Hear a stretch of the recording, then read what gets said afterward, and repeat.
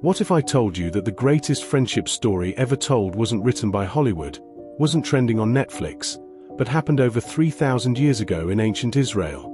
And what if I told you that this Bible story about two young men named David and Jonathan holds the secret to understanding real friendship, authentic communication, and the kind of love that transforms lives? Before you scroll away, stay with me, because what you're about to hear isn't your typical Sunday school lesson.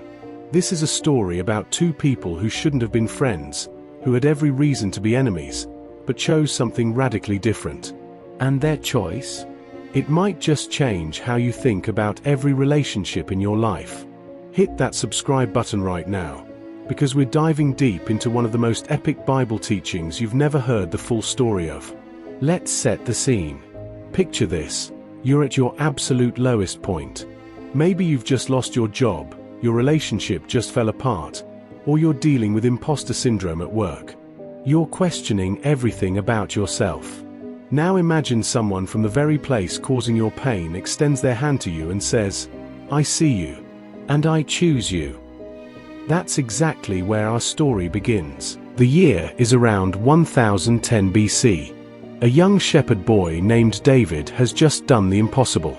While everyone else in the Israelite army was paralyzed with fear, David walked onto a battlefield and took down Goliath, a 9-foot-tall warrior who'd been terrorizing the entire nation.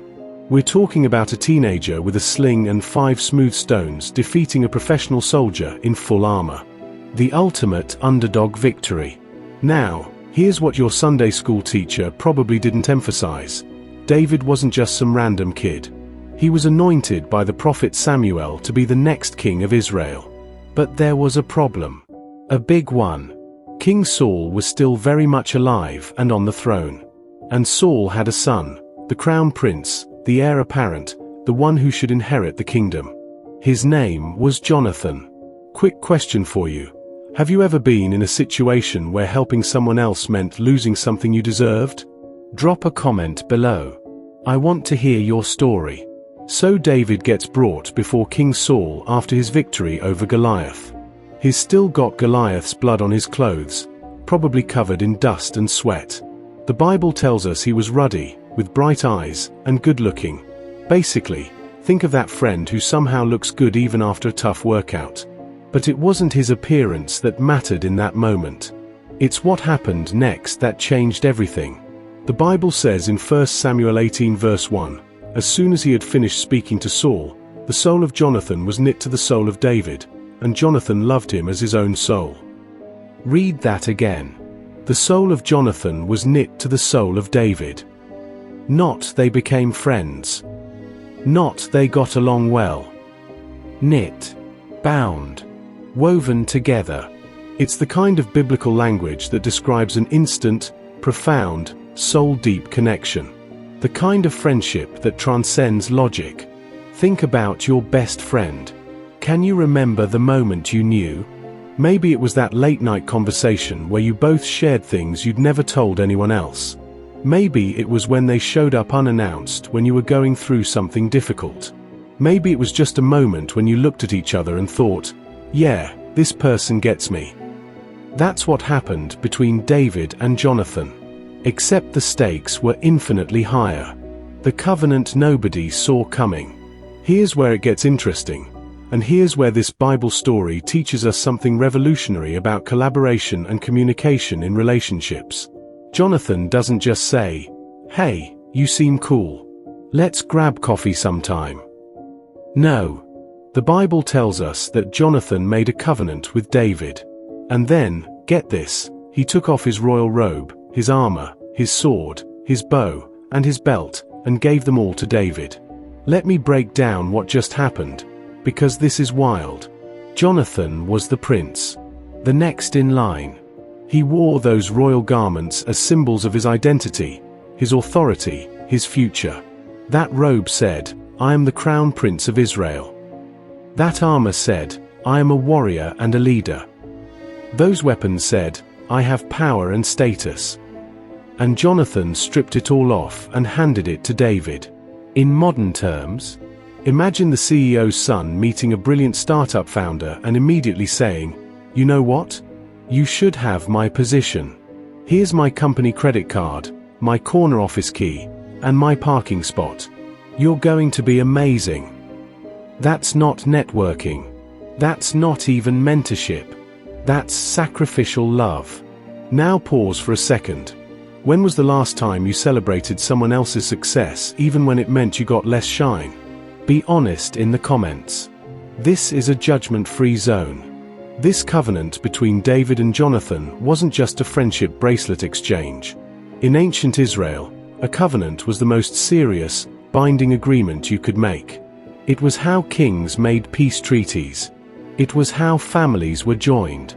It was unbreakable, sacred, witnessed by God himself. Jonathan looked at David and essentially said, "Your future is more important than mine. Your destiny is more important than my inheritance. Your life is my life." And here's the thing about real friendship, real collaboration, real biblical love: it costs something. Jonathan knew exactly what he was giving up. He wasn't naive. He was choosing with his eyes wide open. Let's pause the Bible teaching for a moment and talk about what was actually happening here psychologically and spiritually, because this matters for your relationships right now. In our world of social media friendships and networking connections, we've lost the art of covenant relationships. We have hundreds of contacts but feel profoundly alone. We collaborate on projects but guard our real selves. We communicate constantly but rarely say anything true. David and Jonathan show us something different. Something ancient. Something we desperately need. The Hebrew word used for Jonathan's love for David is ahava. It's the same word used to describe God's love for humanity. It's agape love. Selfless. Sacrificial. Unconditional. The kind of love that says, "I'm committed to your well-being regardless of what it costs me." This is so countercultural to our age of transactional relationships. We're taught to ask, "What's in it for me?" Jonathan asked, "What can I give?" We're taught to protect our position. Jonathan gave his away. We're taught to compete. Jonathan chose to collaborate. Think about your closest relationships right now. Are they transactional or transformational? Are you networking or knitting souls? Are you building a following or building a friendship? Drop a comment and tell me, what does real friendship mean to you? I'm genuinely curious. Before we dive deeper into their story, you need to understand the world David and Jonathan lived in. Because context matters. Ancient Israel wasn't a democracy. It was a monarchy, and a relatively new one at that. Saul was the first king Israel ever had. Before him, they'd been ruled by judges, charismatic leaders who rose up in times of crisis.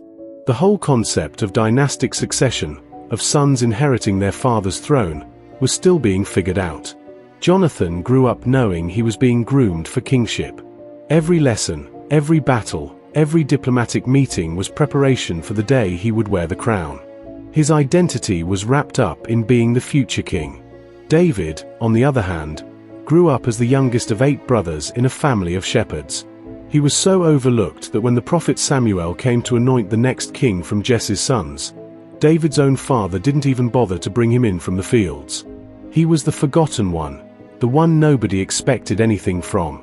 These two men came from completely different worlds, different social classes, different expectations, different destinies.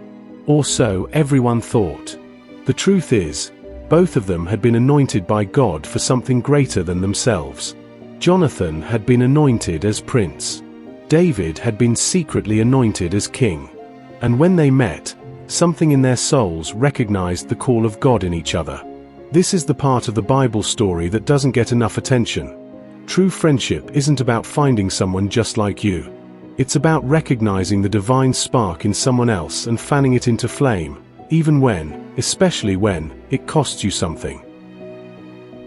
So you've got these two young men, bound together in covenant friendship. You've got David rising in popularity, winning battles, becoming the darling of Israel. You've got Jonathan, the prince who should be jealous, instead becoming David's fiercest protector. But remember, there's someone else in this story. Someone who's watching all of this happen with growing paranoia and rage. King Saul, Jonathan's father, David's king, and he's about to make their friendship the most dangerous relationship in the kingdom. Don't go anywhere. What happens next will test everything you think you know about loyalty, love, and what it means to choose friendship over family. Make sure you're subscribed and hit that notification bell, because section 2 is where this Bible teaching gets real. But first, question for you. Have you ever had to choose between someone you loved and someone you were supposed to be loyal to? That's the impossible position Jonathan is about to find himself in. Let me know in the comments. Welcome back. If you're just joining us, hit that rewind button because you need the full context of this incredible Bible story. We're talking about David and Jonathan, two young men whose friendship was about to be tested in ways that would make your hardest relationship challenges look like a walk in the park. When we left off, David was rising and Jonathan had given him everything. Now things are about to get complicated. Actually, complicated is an understatement. Things are about to get lethal. Before we dive in, make sure you like this video. It helps the algorithm show this Bible teaching to more people who need to hear it. Plus, it makes me feel warm and fuzzy inside. Here's what you need to know about King Saul. He started well. He was chosen by God, anointed by the prophet Samuel, tall and handsome and impressive. But somewhere along the way, Saul stopped trusting God and started trusting his own instincts. He disobeyed direct commands from God. He offered sacrifices he wasn't authorized to make. He spared an enemy king he was supposed to execute. And God, through Samuel, told Saul, "The kingdom is being torn from you and given to someone else. Someone better than you." Now imagine being Saul. You don't know who this someone better is. You just know he's out there. You live every day knowing your dynasty will end with you. Your son won't inherit. Your legacy is already finished. Then along comes David. Young, talented, blessed, successful at everything he does. The women literally sing songs about him. Saul has killed his thousands, but David his tens of thousands. If you're Saul, what do you think? Who do you think this someone better is? The Bible tells us that an evil spirit began to torment Saul. Now, there's a lot we could unpack about spiritual warfare and mental health and the nature of evil, but here's what matters for our story. Saul became obsessed with David. Paranoid. Convinced that David was out to steal his throne. Was he wrong? No. David was anointed to be king. But here's the thing, David wasn't plotting or scheming or campaigning. He was just living his life, serving faithfully, doing his job. The problem wasn't David's ambition. The problem was Saul's insecurity. Real talk.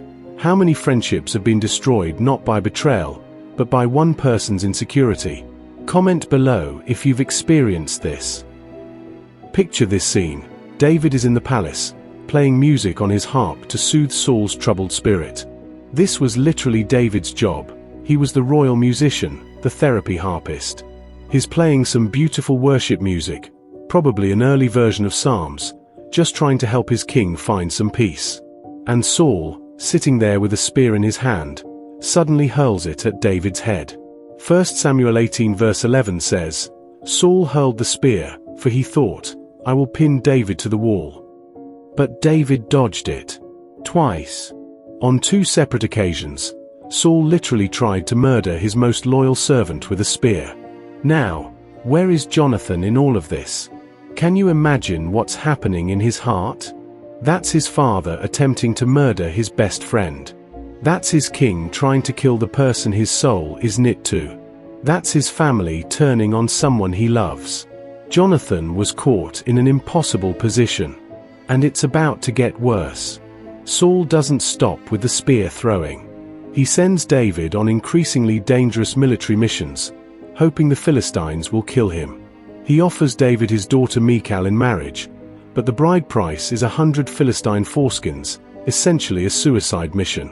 Yeah, the Bible is not for the faint of heart. But David keeps succeeding. He keeps surviving. He keeps winning. And Saul keeps getting more desperate and more dangerous. Finally, Saul stops being subtle about it. 1 Samuel 19 verse 1 tells us, Saul told his son Jonathan and all the attendants to kill David. There it is. The direct order. The line in the sand. Jonathan has to choose. Here's where Jonathan shows us a masterclass in communication and conflict resolution. And honestly, this might be the most practical Bible teaching in this entire story for your life right now. Jonathan doesn't explode at his father. He doesn't storm out. He doesn't immediately run to David and say, "My dad's crazy, let's leave." Instead, 1 Samuel 19 verses 4 to 5 tells us, Jonathan spoke well of David to Saul his father and said to him, "Let not the king do wrong to his servant David. He has not wronged you, and what he has done has benefited you greatly. He took his life in his hands when he killed the Philistine. The Lord won a great victory for all Israel, and you saw it and were glad. Why then would you do wrong to an innocent man like David by killing him for no reason?" Read that carefully. Jonathan speaks respectfully to his father, "Let not the king do wrong." Presents facts, not emotions. He has not wronged you. Appeals to their shared victories. What he has done has benefited you. Reminds Saul of his better self. You saw it and were glad. Makes the moral case. Why would you do wrong to an innocent man? This is brilliant communication. Jonathan doesn't attack. He doesn't defend. He builds a bridge. And you know what? It works. Temporarily. Saul listens to Jonathan and takes an oath. As surely as the Lord lives, David will not be put to death. Jonathan brings David back to the palace. Crisis averted. Friendship saved. Everyone happy. Question: have you ever had to mediate between two people you loved who were in conflict? How did you handle it? Share your experience below. Except it doesn't last. Because here's the hard truth about dealing with someone who's being driven by insecurity, jealousy, or spiritual darkness. Logic and reason and even previous promises only work temporarily. The root issue is still there. Soon enough, Saul tries to spear David again.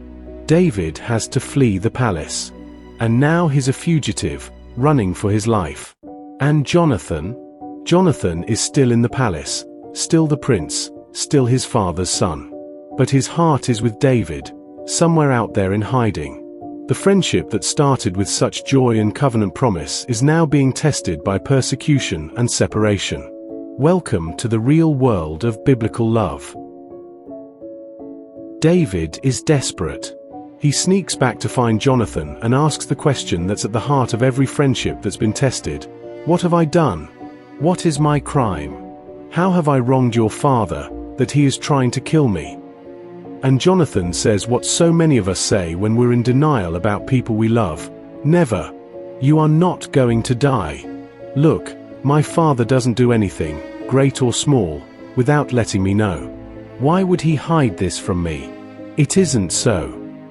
Jonathan can't believe his father would really hurt David. But David knows better. He's been dodging spears. He knows Saul's rage is real. So David says something profound. Your father knows very well that I have found favor in your eyes, and he has said to himself, Jonathan must not know this or he will be grieved. Think about that. Saul knows his son loves David. So he's hiding his murderous intentions from Jonathan to protect Jonathan from the pain of knowing. It's twisted. It's toxic. But it's also weirdly relational. Even in his madness, Saul understands that what he's doing would break his son's heart. This is the complexity of real relationships. People aren't just good or evil. Saul loves his son but hates his son's friend. Jonathan loves his father but must protect his friend. David respects his king but must flee for his life. There are no easy answers here. No simple solutions. Just people trying to navigate love and loyalty in an impossible situation.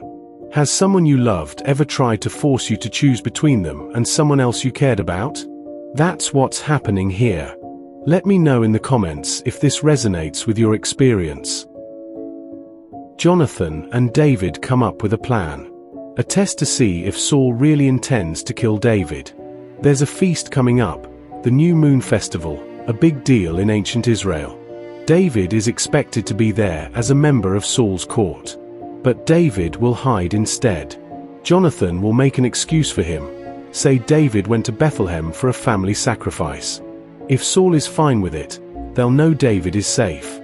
If Saul explodes with rage, they'll know David's life is in danger.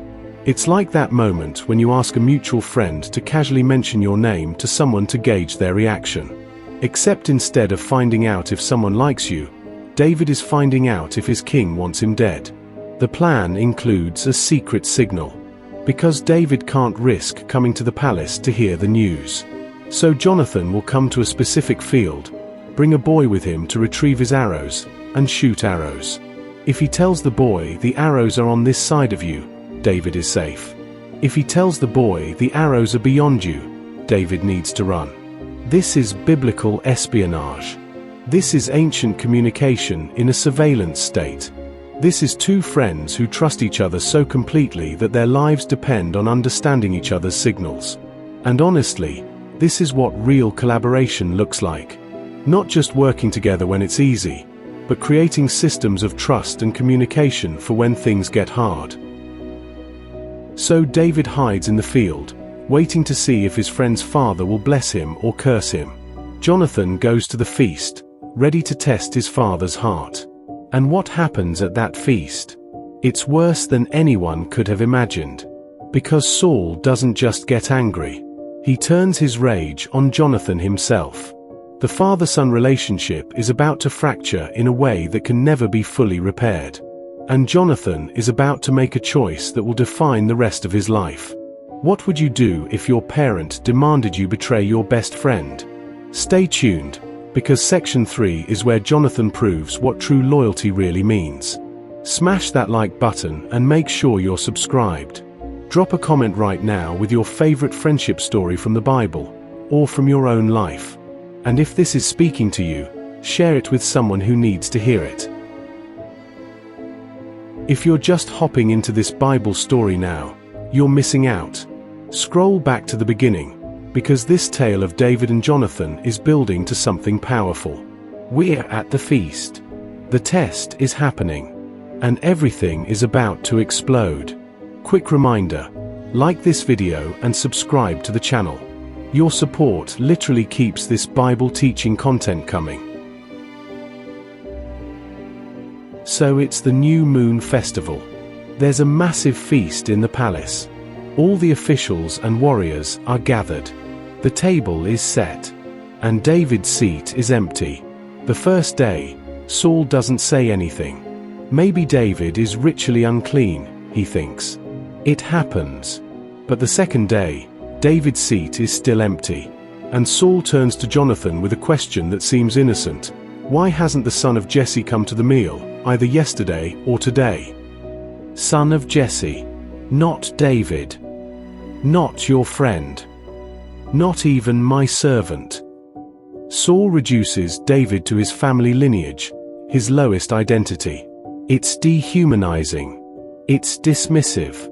It's the language of contempt. Jonathan delivers the cover story exactly as planned. David earnestly asked me for permission to go to Bethlehem. He said, "Let me go, because our family is observing a sacrifice in the town and my brother has ordered me to be there." Perfect excuse. Totally reasonable. Family obligation for a sacrifice. Should be fine, right? Wrong.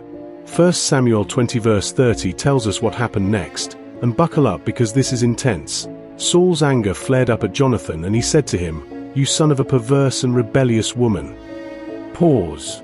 Saul just publicly insulted his own son by insulting Jonathan's mother, his own wife. In ancient culture, this is the ultimate dishonor. Saul is so enraged that he's willing to shame his entire family in front of the court. But he's not done. He continues, "Don't I know that you have sided with the son of Jesse to your own shame and to the shame of the mother who bore you? As long as the son of Jesse lives on this earth, neither you nor your kingdom will be established. Now send someone to bring him to me, for he must die." Let's unpack this verbal assault. You have sided with the son of Jesse. Saul sees friendship as betrayal. To your own shame. Saul believes Jonathan loving David is humiliating. As long as the son of Jesse lives, neither you nor your kingdom will be established. Saul is explicitly saying David's existence threatens Jonathan's future as king. He must die. The ultimate demand: kill your friend or lose your crown. This is the choice Saul is forcing on his son. This is the ultimatum. Your friendship with David or your future kingdom. Choose. Have you ever been given an ultimatum like this? Where someone forced you to choose between two things you loved? Comment below. This stuff is real. The next morning, Jonathan goes to the field as planned. He brings a young boy with him to collect arrows. And somewhere in that field, David is hiding, waiting for the signal that will determine his entire future. Jonathan shoots an arrow beyond the boy. "Isn't the arrow beyond you?" he calls out. Then adds, "Hurry. Go quickly. Don't stop." The signal is clear. Danger. Run. Your life depends on it. Jonathan sends the boy back to town with the equipment. And then comes one of the most emotionally powerful moments in all of Scripture. After the boy had gone, David got up from the south side of the stone and bowed down before Jonathan 3 times, with his face to the ground. Then they kissed each other and wept together, but David wept the most. Stop and picture this scene. 2 young men in a field, knowing this might be the last time they ever see each other. Knowing that one will flee into the wilderness as a fugitive and the other will return to a palace that's become a prison. Knowing that their friendship, this sacred thing they built, is being torn apart by forces beyond their control. David bows 3 times. It's a gesture of respect, honor, and submission. He's acknowledging Jonathan's royal status even as Jonathan has given up everything that status represents for David's sake. They kiss each other, a normal greeting between men in ancient Middle Eastern culture, but here loaded with the weight of goodbye. And they weep together. 2 warriors. 2 leaders. 2 men who'd been anointed by God for greatness. Standing in a field, crying. The Bible specifically notes that David wept the most. Why? Maybe because Jonathan was losing a friend, but David was losing his entire life. His position, his home, his future, everything he'd built was being stripped away. When was the last time you cried with a friend? When was the last time you let someone see you that vulnerable? Drop a comment if you've experienced this kind of goodbye. Before they part, Jonathan speaks words that would echo through the rest of David's life. Words that would sustain him through years of running, hiding, and surviving. 1 Samuel 20 verse 42, Jonathan said to David, "Go in peace, for we have sworn friendship with each other in the name of the Lord, saying, 'The Lord is witness between you and me, and between your descendants and my descendants forever.'" Go in peace. What a thing to say when everything is falling apart. But notice what Jonathan does here. He's not just saying goodbye. He's reinforcing the covenant. He's reminding David that this friendship isn't dependent on circumstances. It's sworn in the name of the Lord. It's witnessed by God Himself. And then he extends it, "between your descendants and my descendants forever." Jonathan is thinking generationally. He's thinking legacy. He's saying, this friendship doesn't end with us. Whatever happens, our families are bound together. This is the kind of friendship that transcends time. This is collaboration at its deepest level. This is communication that says, my commitment to you outlasts our circumstances. In our world of ghosting and blocking and let's just see how it goes, this level of covenant commitment is revolutionary. Jonathan is teaching us that real friendship isn't about convenience. It's about covenant. Here's what most Sunday school lessons skip. After this field meeting, David spent years on the run. Years. He lived in caves. He pretended to be insane to escape enemies. He gathered a band of outcasts and debtors and discontented people around him. He survived multiple attempts on his life. And through all of it, the Bible shows us, David never forgot Jonathan. He never betrayed Saul, even when he had the chance to kill him. He never raised a sword against the kingdom, because to do so would be to betray his covenant with Jonathan. Meanwhile, Jonathan stayed in the palace. He kept serving his father. He kept fulfilling his duties as crown prince. He fought in Saul's battles. But he never stopped protecting David when he could. He never stopped hoping for reconciliation. They saw each other only one more time. One final meeting, recorded in 1 Samuel 23, when Saul was hunting David in the desert of Ziph. The Bible says, "And Saul's son Jonathan went to David at Horesh and helped him find strength in God." Read that again. Jonathan helped David find strength in God. Not helped him find strategy. Not helped him find weapons. Not even helped him find hope. Jonathan pointed David back to the source of his anointing, the foundation of his calling, the God who had chosen him. Jonathan told David, "Don't be afraid. My father Saul will not lay a hand on you. You will be king over Israel, and I will be second to you. Even my father Saul knows this." This is stunning. Jonathan is explicitly acknowledging that David will be king and he will serve under him. He's speaking it out loud. He's confirming the very thing that his father is trying to prevent. And then the Bible says, the two of them made a covenant before the Lord. Again with the covenant. They've already made one. But they renew it. They reinforce it. Because covenant friendship isn't a one-time thing. It's a commitment you keep choosing, keep affirming, keep living into. Then Jonathan went home, and David remained at Horesh. They never saw each other again. The end of Jonathan's life comes in 1 Samuel 31. The Philistines are fighting against Israel. The battle is going badly. Saul and his sons are on Mount Gilboa, and the Philistine archers are picking them off. 3 of Saul's sons die in that battle. One of them is Jonathan.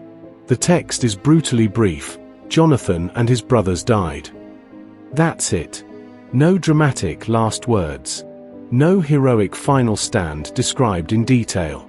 Just death on a battlefield, fighting for a kingdom he knew wasn't going to be his, serving a father who tried to kill him, protecting a nation that would soon belong to his best friend.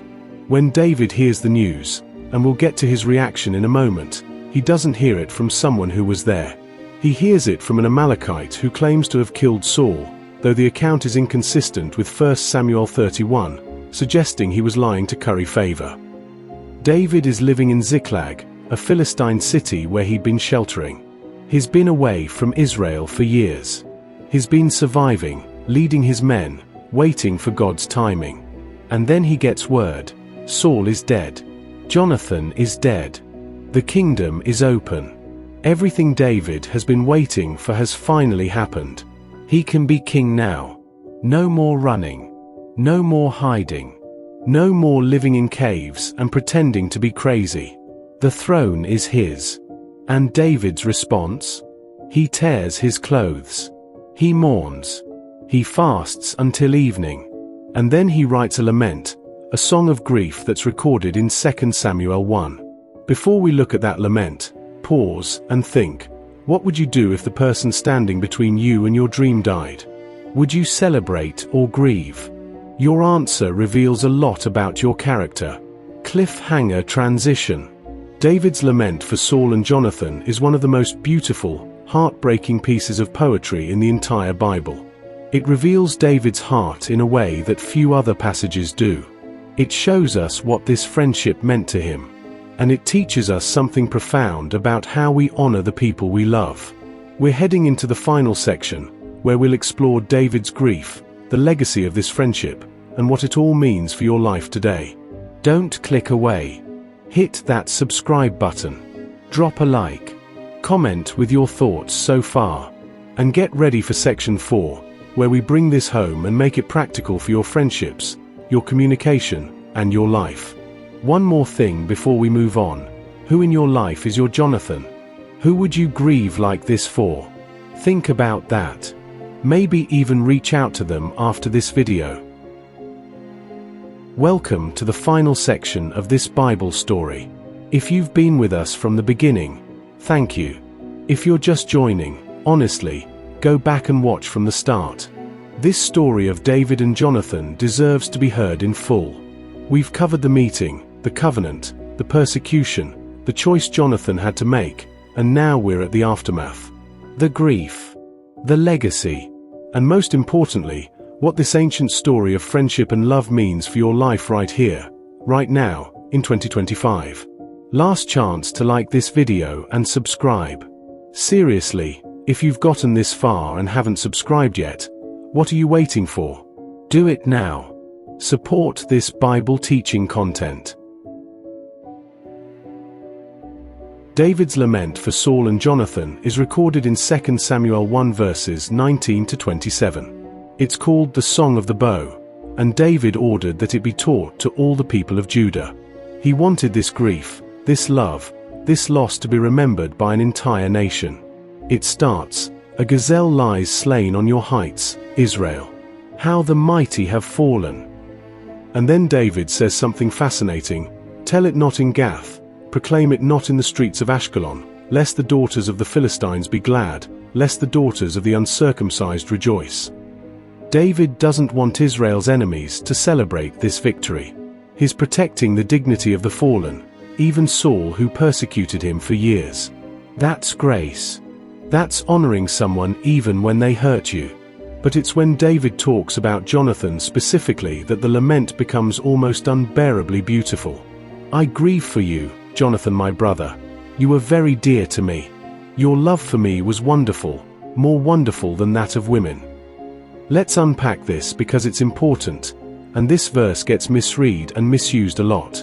In ancient Hebrew culture, comparing types of love wasn't about romantic versus platonic. It was about depth, sacrifice, and commitment. Women in that culture represented relational connection, emotional intimacy, the softer aspects of human relationship. David is saying, "The bond one had with you, Jonathan, exceeded every other human connection I've experienced. The covenant friendship we shared was the most profound relationship of my life." This is the biblical model of friendship. This is love that doesn't compete with or replace other forms of love, but stands as its own powerful, transformative force. Quick question: who is the person in your life whose friendship has been wonderful? Comment their name below. Tag them. Let them know what they mean to you. David concludes his lament, "How the mighty have fallen. The weapons of war have perished." It's about loss. It's about the end of an era. It's about recognizing that something irreplaceable has been taken from the world. And then David gets on with becoming king. Because that's what Jonathan would have wanted. That's what their covenant demanded. You honor the dead by living the life they helped make possible. But the story doesn't end with Jonathan's death. Because remember, Jonathan made David promise that the covenant would extend to their descendants. And David remembered. Years pass. David is established as king. He's conquered Jerusalem. He's defeated his enemies. He's secure on the throne. And one day, he asks a question that most kings would never ask. Is there anyone still left of the house of Saul to whom I can show kindness for Jonathan's sake? Think about this. In ancient Near Eastern politics, when a new king came to power, especially from a different family line, the standard practice was to eliminate all potential rivals. Every male descendant of the previous king was a threat.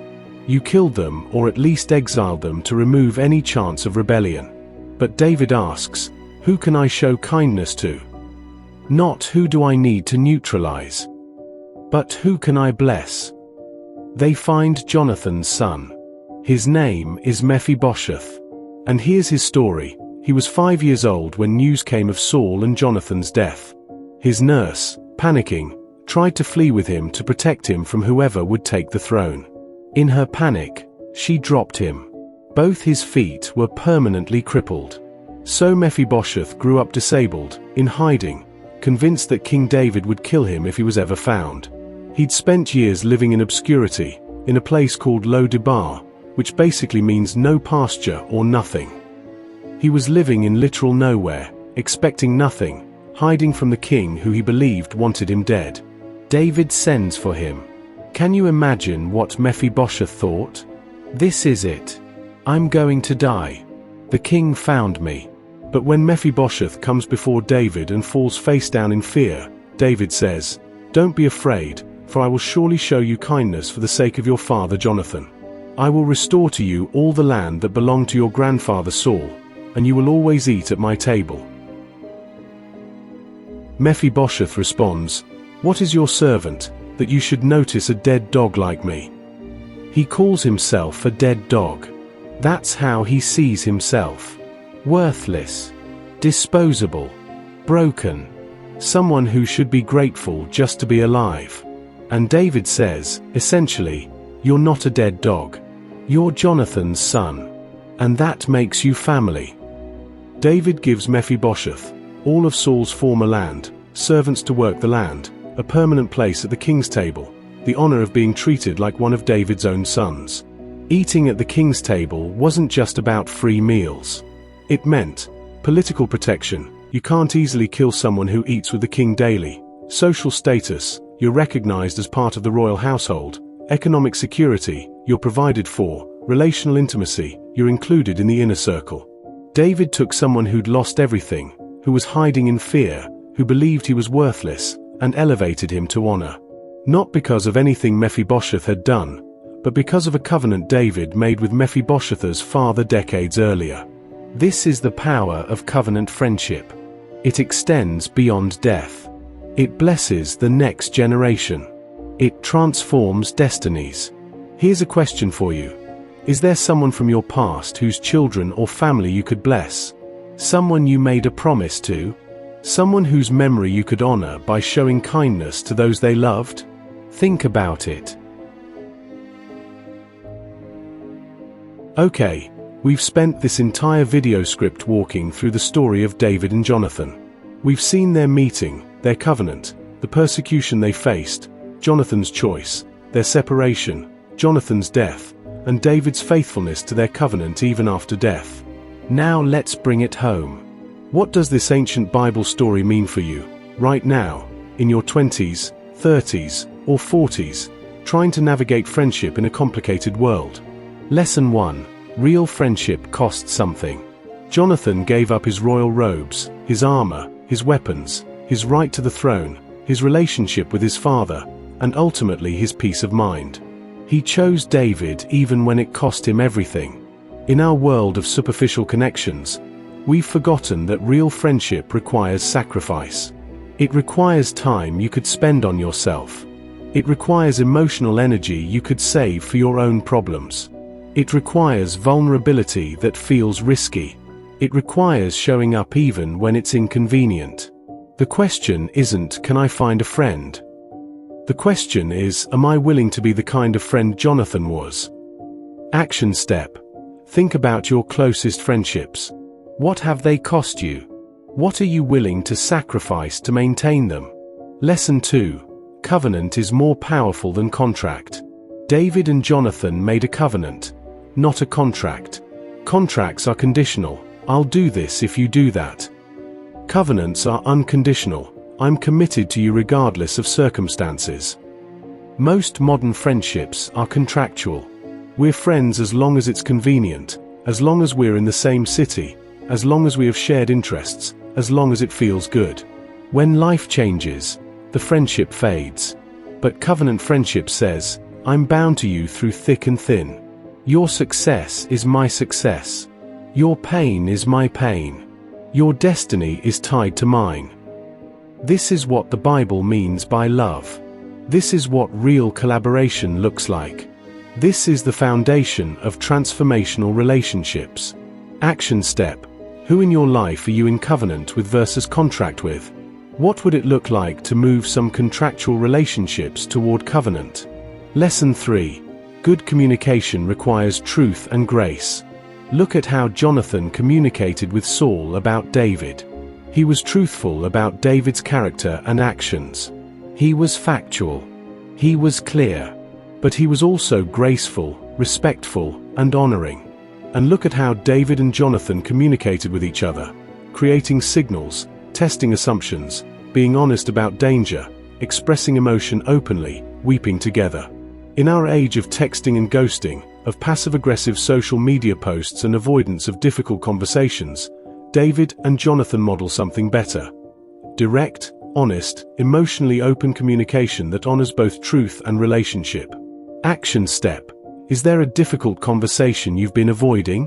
What would it look like to have it with both truth and grace? Lesson 4. Loyalty sometimes means saying no to family. This is hard, but it's real. Jonathan had to choose between his father's demands and his friend's life. He chose his friend. He honored his father where he could, but he wouldn't compromise his covenant. Some of you are in situations where family expectations conflict with your values, your calling, or your relationships. The Bible doesn't tell you to obey toxic demands just because they come from family. Jonathan shows us that sometimes loyalty to God and to covenant relationships must trump family pressure. This doesn't mean being disrespectful. Jonathan never stopped being Saul's son. But he drew a boundary. I will not kill my friend, even for you. Action step. Are there toxic demands from family or others that you need to set boundaries around? What would healthy loyalty look like? Lesson 5. Grief is holy and necessary. David didn't hide his grief. He didn't pretend to be strong. He tore his clothes. He fasted. He wept. He wrote poetry about his pain. He made sure the entire nation knew what he'd lost. We live in a culture that rushes grief. Move on. Get over it. Stay positive. But the Bible shows us that love requires grief. If you loved deeply, you'll grieve deeply. And that's not weakness. That's proof that the relationship mattered. Action step. Who have you lost that you never properly grieved? Give yourself permission to feel it, express it, and honor their memory. Lesson 6. Keep your promises, especially to the dead. David remembered his covenant with Jonathan decades later. When he had power, when he was secure, when he could have forgotten, he asked, "Who can I show kindness to for Jonathan's sake?" This is legacy. This is honor. This is what it means to be a person of integrity. Who have you made promises to? Who have you said you'd stay in touch with, help out, be there for? Are you keeping those promises, or have they faded into "I should really text them sometime"? Action step. Reach out to someone you've been meaning to reconnect with. Keep a promise you made. Honor a relationship that deserves to be honored. Here's something profound. The friendship of David and Jonathan is one of the clearest pictures in the Old Testament of what God's love for us looks like. Think about it. Jonathan chose David even though it cost him his kingdom. God chose us even though it cost him his son. Jonathan made an unconditional covenant with David. God made an unconditional covenant with us through Christ. Jonathan gave David his royal robes and armor. God clothes us in robes of righteousness and the armor of God. Jonathan protected David from the wrath he deserved. Jesus protected us from the wrath we deserved.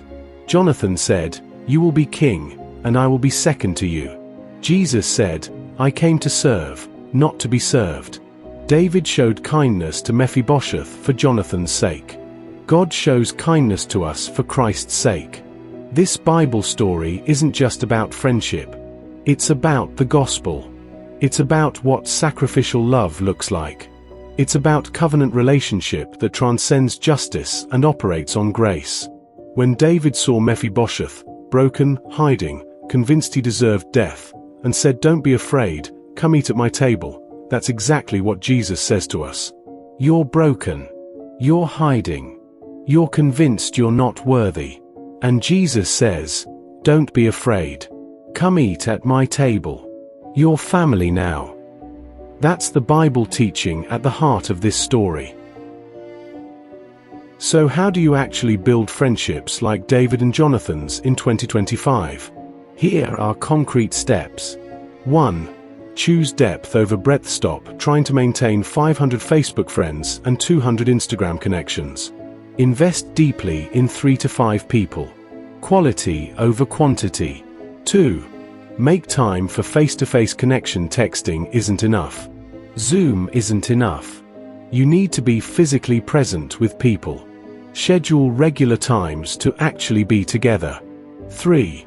Practice vulnerability. Share your actual struggles, not just your highlight reel. Let people see your failures, your doubts, your fears. David and Jonathan wept together. When's the last time you cried with a friend? 4. Celebrate others' success without envy. Jonathan celebrated David's anointing even though it meant Jonathan wouldn't be king. Can you genuinely celebrate when your friend gets the promotion, the relationship, the opportunity you wanted? 5. Create covenant moments. Don't just drift into friendship. Intentionally say, "You matter to me. I'm committed to you." This isn't casual. Make promises. Keep them. 6.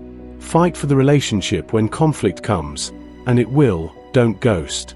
Don't avoid. Address it. Like Jonathan speaking up to Saul, be willing to have hard conversations for the sake of the friendship. 7. Extend grace generously. David never retaliated against Saul even when he could have. He kept honoring him because of his love for Jonathan. Sometimes loving someone means being kind to people who've hurt them. 8. Think generationally. Jonathan extended the covenant to future descendants. Who are you mentoring? Whose children are you blessing? How are you investing in the next generation? Here's my challenge to you as we close this out. Within the next 24 hours, reach out to 3 people. Someone who's been a Jonathan to you. Thank them. Tell them specifically how they've sacrificed for you or supported you. Don't assume they know. Someone you want to build a deeper friendship with. Invite them to something meaningful. Not just "we should hang out sometime," but an actual plan for actual connection. Someone from your past you made a promise to. Keep it. Even if it's been years. Even if it feels awkward. Honor the covenant. And if you don't have a Jonathan in your life, ask yourself, have you been a Jonathan to someone else? Because the best way to find deep friendship is to offer it first. The story of David and Jonathan is over. They lived, loved, suffered, and died over 3,000 years ago. But the legacy of their friendship continues. Every time someone chooses covenant over convenience, Jonathan's choice echoes. Every time someone protects a friend at personal cost, Jonathan's sacrifice lives on. Every time someone keeps a promise to someone who's died, David's faithfulness continues. And every time we love each other the way Jesus loved us, sacrificially, unconditionally, covenantally, we're living out the biblical pattern that David and Jonathan embodied. This Bible teaching isn't just history. It's a blueprint. It's an invitation. It's a challenge to love better, communicate more honestly, collaborate more generously, and commit more deeply. The question is, will you accept it? If this video impacted you, here's what I need you to do. Like this video. It helps more people find this Bible story. Subscribe to the channel, so you don't miss future Bible teachings. Comment below. Tell me your thoughts, your stories, your commitments. Share this with 3 friends. Tag people who need to hear this message about friendship and love. And here's your final question to answer in the comments. What's one thing you're going to do differently in your friendships after hearing the story of David and Jonathan? Be specific. Make it actionable. Share it publicly so you're accountable. Thank you for staying with me through this entire story. Thank you for caring about biblical friendship, genuine communication, and covenant love. Thank you for wanting to be better. Now go be someone's Jonathan. Go honor someone's memory. Go build friendships that will echo into eternity. This is the story of David and Jonathan. But it doesn't have to end with them. Let it begin with you.